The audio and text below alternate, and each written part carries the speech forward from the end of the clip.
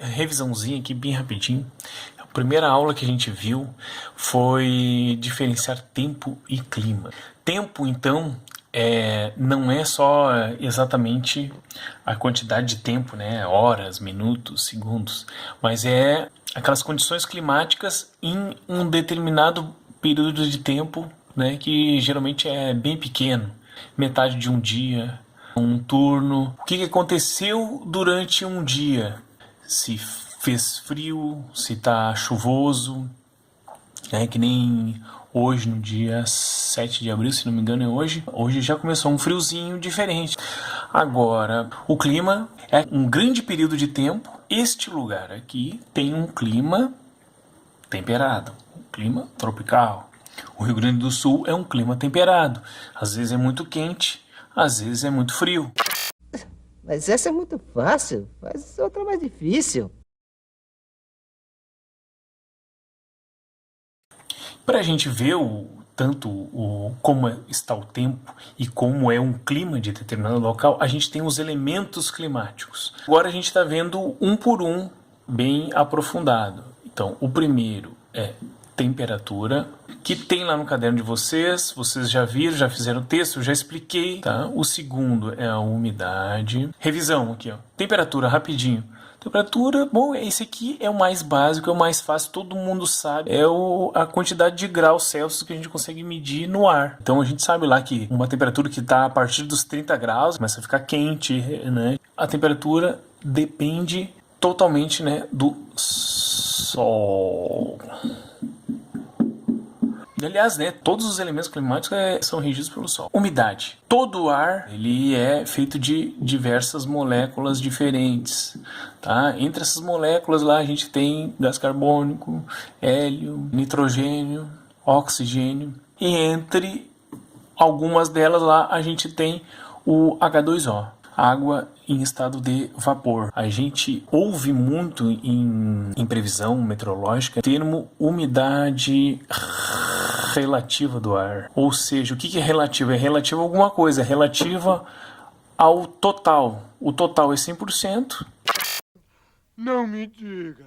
100% quer dizer nada mais, nada menos do que chuva. Elementos climáticos. Tá? Elementos climáticos são todos aqueles elementos que a gente está medindo para dar as condições do tempo ou do clima.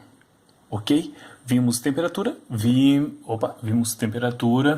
vimos umidade e agora vamos partir para a pressão atmosférica. Pressão atmosférica, então, é a pressão que a coluna de ar exerce na superfície terrestre, que vamos dizer que a gente está então no nível do mar, ok? A pressão do ar depende da força gravitacional, tá? Todas as moléculas próximas à superfície terrestre, próximo à Terra, né, é sugado para o interior da Terra. Essa pressão vai ser exercida sobre quem está ali na superfície terrestre, tá? E o que vai acontecer? A pressão ela muda de acordo com dois fatores.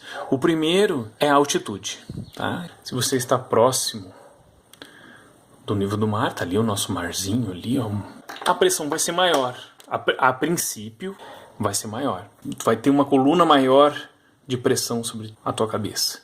Agora, se você está lá na Cordilheira dos Andes, 3.000 metros de altitude, você está lá em cima, e aí o que vai acontecer? A coluna de ar vai ser bem menor, então a pressão vai ser menor também.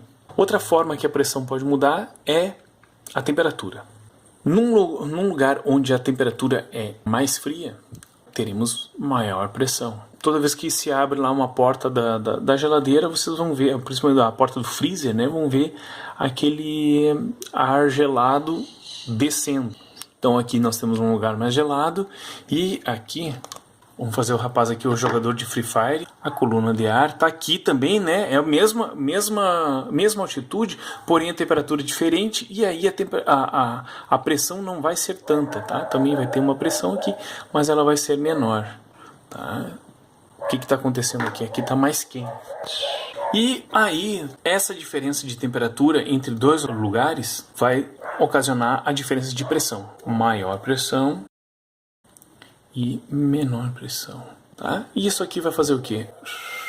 Com o ar, ok? Vai empurrar o ar, tá? Tá ali exercendo pressão sobre a cabeça do rapaz e também empurrando o ar. Agora aqui, o que está fazendo aqui? Ele está puxando o ar. O jogadorzinho de Free Fire ali, né, tá sentindo um ar de outras áreas com pressão maior. O que nós temos aqui?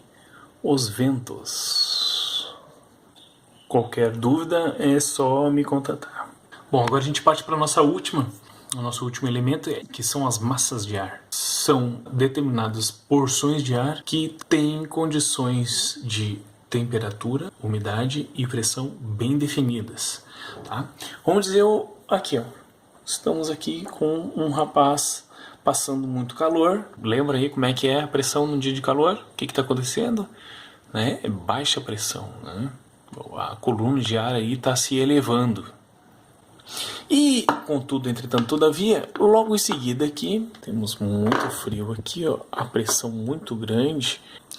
Temos uma pressão muito grande, mais frio e, consequentemente, isso aqui está fazendo com que a parte de maior pressão empurre o ar, né, provocando o vento para onde tem menos pressão. O que acontece aqui?